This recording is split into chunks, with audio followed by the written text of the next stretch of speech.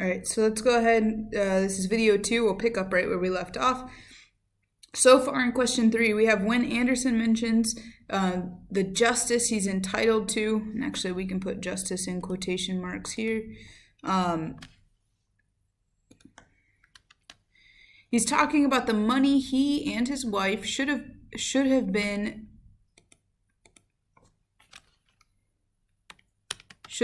paid for all their years of service to the colonel. Anderson chooses those words in order to show how fair-minded he is. Anderson is looking at the situation from a logical perspective. In the question, it also says, why did he choose those words to express these ideas? It's not just, hey, give us this money, right? He uses this whole paragraph, okay? This whole paragraph to kind of mention, like, you know, you didn't treat us the greatest. And we worked for all these years. If you look at Anderson, I worked 32 years and Mandy 20 years. That's a really, really long time to work for somebody and to never once be paid. So he's asking for reparations. So we can go ahead and add on to our answer that he is also subtly, or like in a non-direct way, so if you want to use the word subtly or non-direct, it's up to you. So subtly reminding the colonel that he has acted unjustly in the past. And you can also see this, if you wanted to provide more evidence for this, it's very, very clearly there, where he mentions several times, and I'll point it out again in this video, justice, right? He said, this will make us forgive and forget old scores and rely on your justice and friendship. And then he mentions it somewhere in the bottom as well, where he keeps repeating this word justice, right? And remember, I had mentioned earlier in the video, or in the previous video, that when you are serving justice, you are righting a wrong. And so that's what he's trying to do here, is right a wrong. So that's a pretty decent answer for number 3. Let's go ahead and move on to number 4. And notice there's a slight change. 1 to 2 to 3, our answers are getting a little longer, and that's because we're going from more simple questions to more complex, and yours will be the same, and that's fine, or should be the same. If you have by the time we get to number 5, if you have a 1-sentence answer, you did not answer the whole question. All right, so infer, consider the details the writer includes about his life serving Colonel Anderson. How are these examples pertinent to the colonel's request? What do they suggest about the writer's life at the time and his feelings towards Colonel Anderson's request? Okay, let's start from the beginning. Consider the details the writer includes about his life serving Colonel Anderson. Now, we can very easily go back to the text, and we can look for these details, and I'm going to just scroll up a little bit. Something that I pointed out,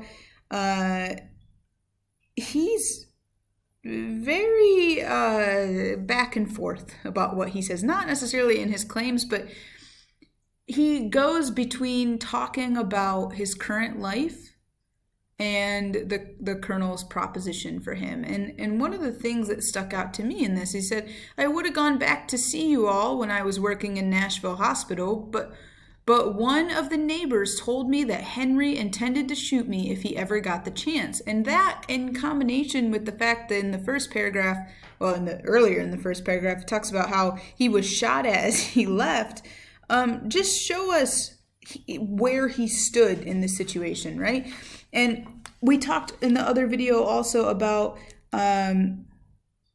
how there's this contrast between his life now and when he worked for the colonel. So again, we know he was shot at, he was mistreated, he wasn't paid for his services, as where he is given all of those things now. So let's go back to our question and see what we can answer exactly. Now, how was he treated? What details does he include? Well, Anderson and his family frequently dealt with violence and oppressive conditions. Means they were kept down while living, or while enslaved. I'm going to go ahead and put enslaved by Colonel Anderson. Now, another point, so we're talking about being oppressed, and we can see this. He doesn't actually say we were oppressed, but he says, I feel like are we missing a page?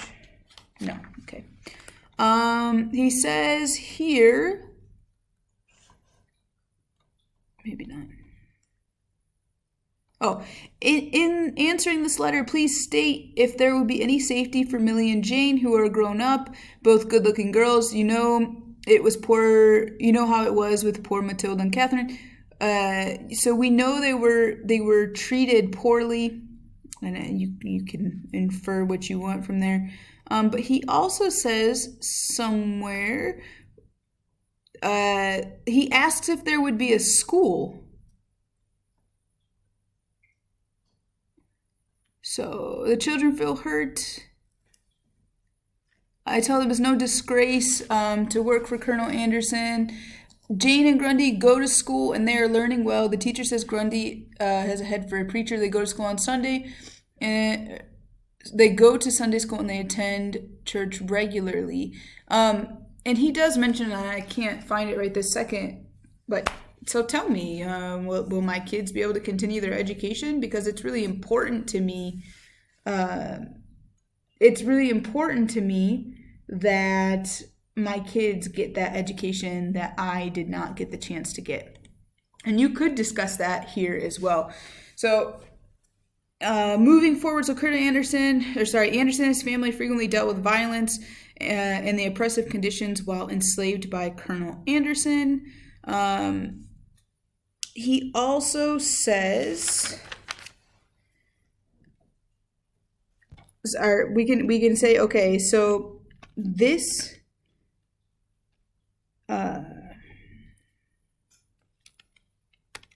these details make the idea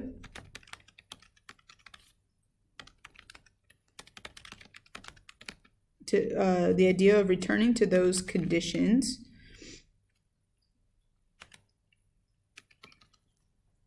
seem unappealing.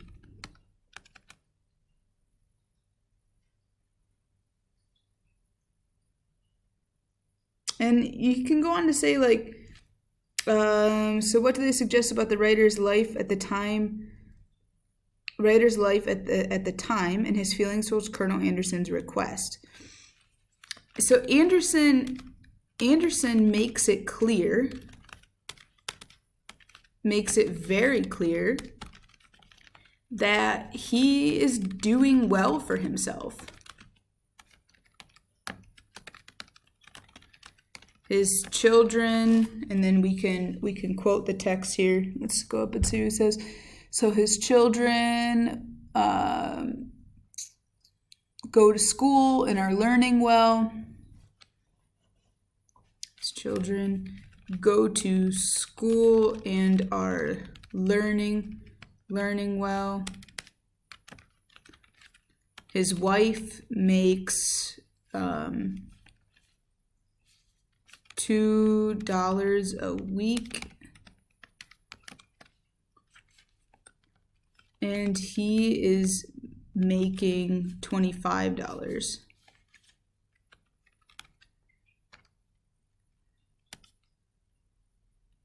None of which happened before. none of which was possible while living with Colonel Anderson. So what do they suggest about the writer's life at the time and his feeling towards Colonel Anderson? However, no, let's not go there. Just including these details, or including these examples might be better, makes the colonel's request for Anderson's return seem absurd or crazy, as no one would willfully choose to return to such conditions if they are doing so well. And you can add more details to this.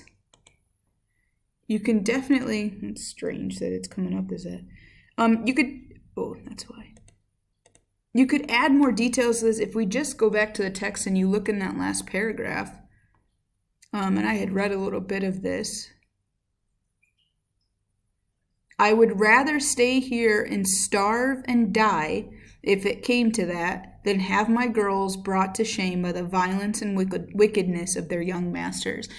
So he knows how horrible it was, and he was saying, I would rather stay here, starve to death, than go back to those conditions, knowing I was putting my children in danger.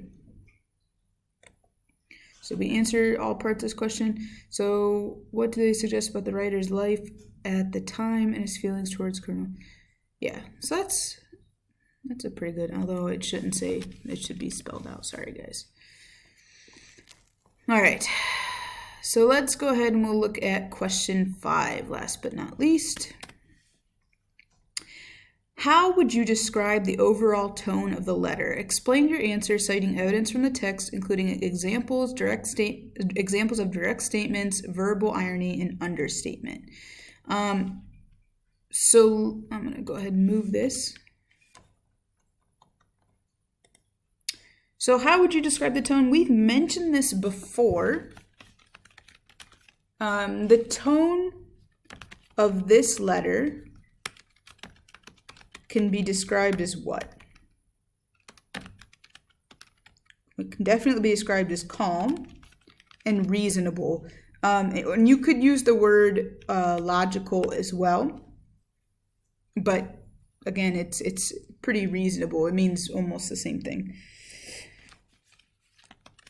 Why? So explain your answer citing evidence. Well, Anderson does not overstate his case.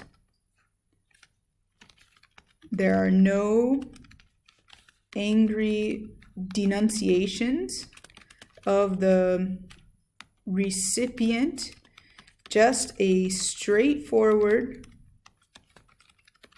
presentation of the writer's position. So what do I mean by this? There are no angry denunciations of the recipient. If we look at this entire letter, at no point does he tell his old master, who tortured him and treated him poorly and didn't pay him, anything bad. He doesn't wish him bad at all. He said, I was glad to find you had not forgotten Jordan and that you wanted me to come back. So I'm glad to hear from you. He says multiple times, I'm really glad that you're doing well. What else?